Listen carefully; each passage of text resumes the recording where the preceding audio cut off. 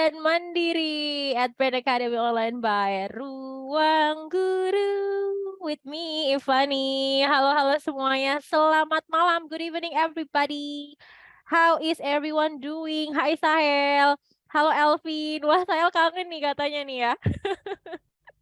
Nah tuh ya udah pada nanya-nanya tuh ya terkait dengan STIS, terkait dengan Politeknik. Nanti boleh banget setelah kelas juga teman-teman cari-cari lagi ya info-info terkait dengan PTN ataupun Politeknik yang ada di Indonesia. Oke deh, kalau gitu kita lanjut. Kita lihat dulu misi pembelajaran kita malam hari ini. Kita punya 2 misi ya teman-teman semua. Oke, keep in mind apa yang akan kita lakukan hari ini. Yang pertama adalah menggunakan part of speech nih ya. Nah, bagian dari kalimat ya. Ataupun kelas kata yang tepat untuk melengkapi sebuah passage, sebuah bacaan ya. Nggak cuma itu, teman-teman juga nanti diminta untuk mengidentifikasi struktur yang tepat dari sebuah kalimat. Jadi mau nggak mau teman-teman harus fokus karena semuanya berkaitan dengan grammar. Yuk fokus ke yang nomor 1 ya teman-teman ya. Fokus ke yang nomor 1. Aku punya ada di sini 5 opsi. Oke, sip kalau udah aman. Aku kasih waktu teman-teman untuk baca selama 30 detik. Setelah timernya selesai, aku bakalan langsung munculin pollingnya ya. Oke, so selamat membaca.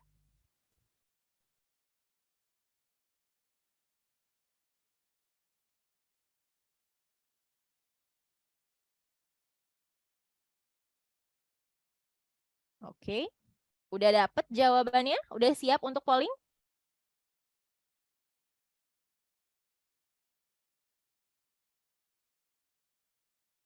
Yuk, masih ada waktu. Silakan digunakan waktunya dengan maksimal.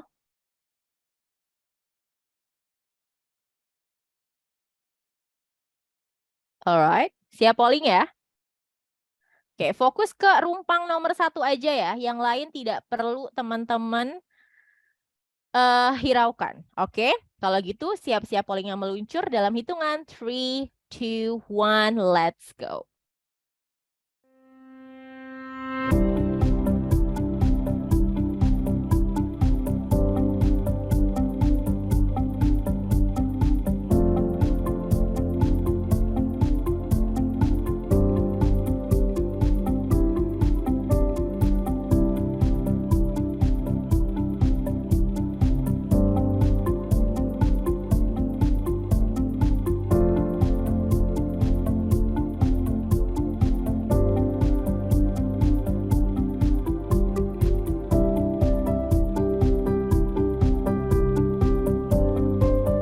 Oke, yuk kita cek sama-sama. Did you get it correct?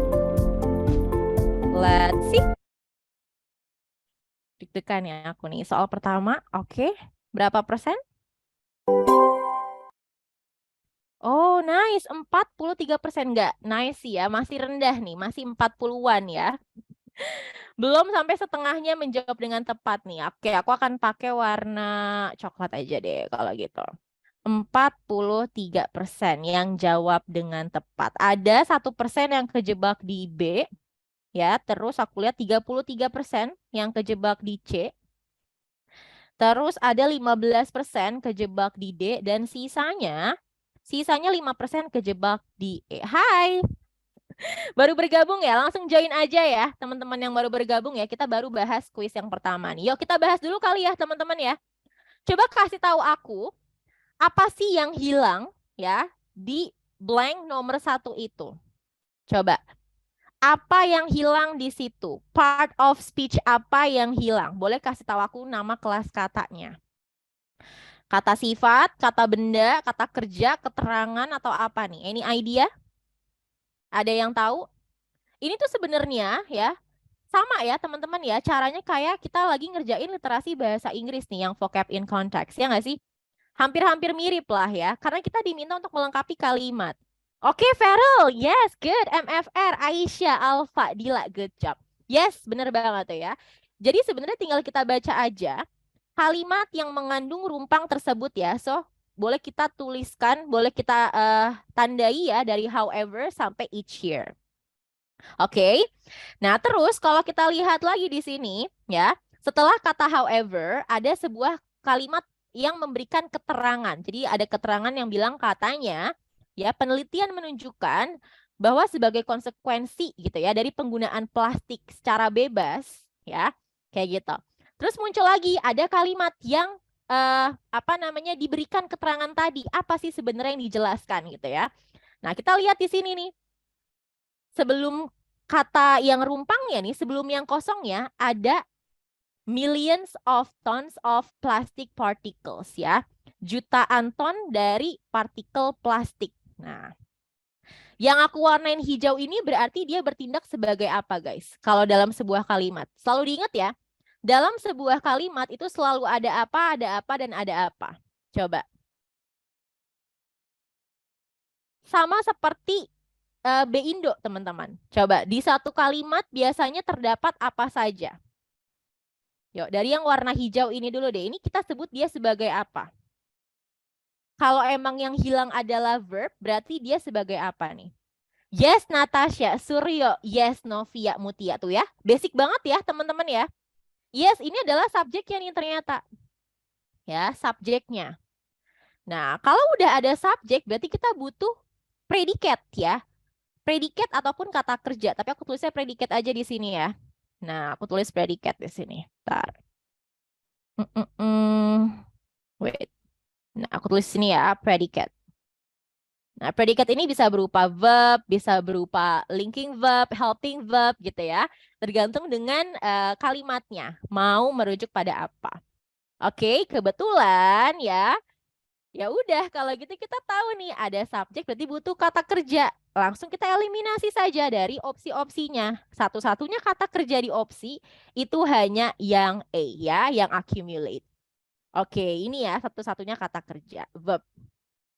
Oke, ada yang tahu ini verb keberapa? Menggunakan tense apa? Coba aku pengen tanya deh dari segi tense-nya. Ada yang tahu?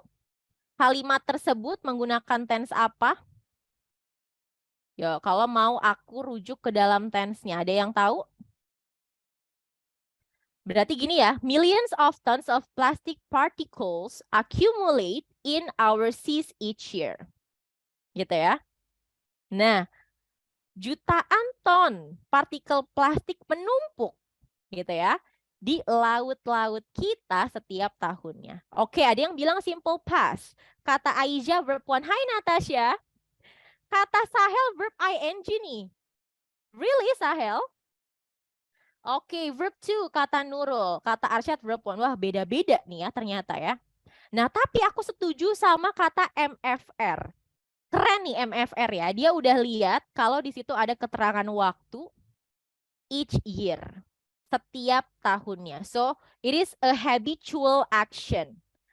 Aksi yang diulang-ulang gitu ya. Yang selalu terjadi setiap tahunnya. Oke, atau mungkin ini juga merujuk pada sebuah fakta teman-teman ya. Karena ngomongin tentang plastik gitu ya. Ngomongin tentang fenomena yang terjadi. Oke, so tense yang paling tepat itu adalah bukan past simple, tapi present simple atau simple present. Ya, present simple. That is why dia pakai kata kerja yang bentuknya pertama. Ini sebagai pengetahuan tambahan aja ya. In case teman-teman udah lupa, aku coba untuk refresh lagi nih ya. Aku coba untuk teman-teman refresh lagi karena nanti juga di ujian mandiri bisa jadi ya itu berkaitan dengan tenses teman-teman. Oke. Verb yang digunakan adalah verb 1 atau base verb ya. Aku tulis nama aslinya aja ya. Base verb atau verb yang ditambahi dengan S or ES. Ya. Verb yang ketambahan S or ES. Tuh, tergantung sama subjek yang diikuti ya. Yes, Zahra, exactly. Oke, sementara yang lainnya, kalau accumulator ada er-nya di belakangnya nih. Ini berarti merujuk pada kata benda, noun. Ya. Kalau kamu artikan, artinya adalah aki ya atau baterai. Ya bukan aki-aki ya, tapi aki. Kalau accumulation, coba ada nggak yang tahu? Kalau belakangnya ada ionnya, ini berarti merujuk pada kata apa? Ini ngomongin tentang word formation. Dari kata accumulate, ternyata ketika ditambahin or di belakangnya jadi noun, artinya adalah aki. Terus kalau diganti lagi jadi ion, ini apa nih berarti kelas katanya? Ada yang tahu?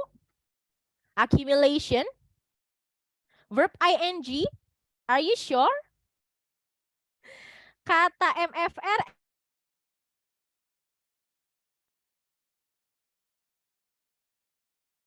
adverb. Nice try. Coba lagi. Yo, Asian. Ini adalah kata benda juga, teman-teman ya. Yang belakangnya ada er-nya atau ada ionnya itu biasanya merujuk pada kata benda. Artinya adalah akumulasi gitu ya, tumpukan yang dihasilkan. Nah, kalau yang ini nih yang dari tadi Sahel sebut, yang belakangnya ada ing-nya, ini bisa dua rujukannya. Ada yang tahu nggak rujukannya kemana dan kemana? Kalau verbnya ing, ini juga bisa verb loh, teman-teman. Yang D ini juga bisa verb loh. Tapi kalau mau pakai ing belakangnya itu harus di tense apa? Tense yang seperti apa? Yuk, ada yang tahu? Yes, alpha. Ini kata kerja. Tapi kata kerja yang seperti apa nih? Kalau belakangnya ada ing-nya. Aku kasih contoh ya. I am studying English right now. I was studying English last night at 8 o'clock. Exactly, Dila. MFR. Yes, betul banget Lofi. Nah, kalau mau pakai accumulating harus ada to be-nya. Ya, harus ada linking verb-nya sebelumnya. Harus ada was-nya, were-nya, is, MR, atau have been, atau has been. Kayak gitu. Yes, ini dipakainya buat continuous. Ini juga verb ya, tapi kalau dia diikuti oleh to be di depannya. Tapi bisa juga loh, dia nggak jadi verb, dia jadi kata benda. Atau kita sebut dia dengan gerund. Ya, gitu. Misalkan kamu, tapi dia harus biasanya ya, dia berdekatan atau setelah diikuti oleh kata kerja sebelumnya. Gitu. Misalkan ya, apa ya? I hate studying English. Ada kata hate ketemu sama studying. Atau misalkan studying English is my passion. Kayak gitu. Jadi biasanya dia merujuk pada subjek pada kalimat ataupun objek pada kalimat. Kayak gitu. Ya, tapi untuk case yang ini, accumulating kurang tepat. Gitu ya. As well as yang, nah yang nih, kalau belakangnya ada if-nya, coba ada nggak yang tahu ini apa nih? Ya, accumulative, berarti secara akumulatif gitu ya. Anyone? Ada yang tahu nih kelas kata apa? Oke, by the way, thank you so much ya teman-teman udah aktif banget bantuin aku di chat box. I really love the spirit. Keep up the good work, bestie. Yes, damai. It is an adjective, yes, atau kata sifat. Nah, itu dia ya. Jadi kita bisa lihat ya, di semua opsi-opsi ini ada yang termasuk kata benda, kata sifat gitu ya. Bahkan ada juga ternyata kata kerja, tapi kalau kita mau pakai kata kerja yang seperti ini bentuknya harus seperti apa gitu. Jadi perlu dilihat kembali juga dari tense-nya. Gitu ya. Oke. Aman sampai sini atau ada pertanyaan dulu, guys? Aku coba untuk jabarkan pelan-pelan ya, karena walaupun ini basic, ternyata masih 43% nih yang bisa menjawab dengan tepat. Jadi nggak apa-apa kalau kita belajarnya agak slow aja ya, yang penting teman-teman paham, dapat intinya gitu. Oke? Aman sampai sini? Kita bisa lanjut?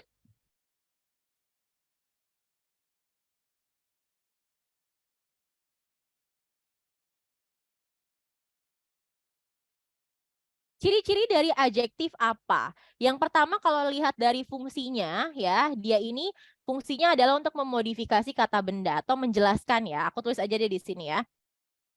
Describe noun ya. Jadi kalau kamu mau pakai kata accumulative, biasanya setelahnya diikuti oleh kata benda. For example, aku mau tulis di sini ya. Accumulative result. Nah, ada kata result di sini sebagai kata benda ya, yang dideskripsikan oleh kata accumulative. Jadi hasilnya hasil yang seperti apa? Oh, ternyata hasil yang terakumulasi gitu. Oke, biasanya dia mendeskripsikan kata benda. Kalau untuk formation-nya, biasanya di belakangnya ada if-nya, ya, ada if-nya atau ada akhiran ends-nya. Akhiran end-nya, nt gitu ya, kayak different gitu. Seperti itu contoh-contohnya. Mudah-mudahan terjawab ya MFR-nya. Kalau mau lebih lengkap, boleh ikut BAO, oke? Agak susah-susah dikit nggak apa-apa, Hakam ya. Berarti saatnya untuk dibuka lagi buku catatannya atau bisa banget tuh ya teman-teman persiapkan juga bareng sama BAO. Tinggal klik aja tuh ya tombol yang ini ya. Lumayan pusing berarti beneran belajar Faridatul. Keep up the good work. Oke deh, so that's all about tonight. Teman-teman terima kasih banyak ya udah hadir dan udah staying with me until the very end of the class. Boleh banget teman-teman dikepoin ya kalau misalkan mau lihat-lihat lagi ada apa aja sih di Burn Academy Online buat teman-teman persiapan UM ataupun ujian-ujian lainnya ya. Boleh dicek aja. Kalaupun mau nanya-nanya boleh banget langsung aja ke link berikut ini. Tinggal nanti ketik aja tanya BAO. Oke, so selamat istirahat and I'll see you guys in the next video. Bye!